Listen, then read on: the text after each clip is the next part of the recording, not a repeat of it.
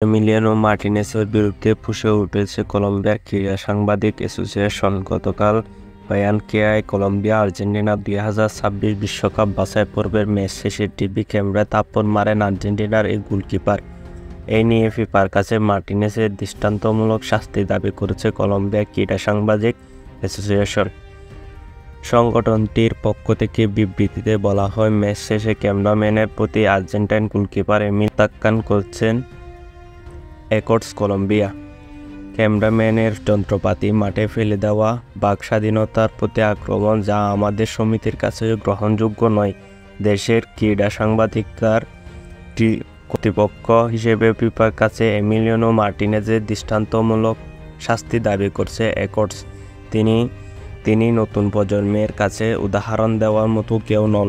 স্বাগতিক কলম্বিয়ার কাছে 2-1 গোলে হারের পর কলম্বিয়া কয়েকজন ফুটবলারের সঙ্গে হাত মিলিয়ে মাঠ ছাড়ছিলেন মার্টিনেজ। এ সময় তাকে ক্যামেরায় ধারণ করছিলেন কলম্বিয়ার কারাকল টিভি ও আরসিএন ডেপুটেডসের ক্যামেরাম্যান জনি জ্যাকসন।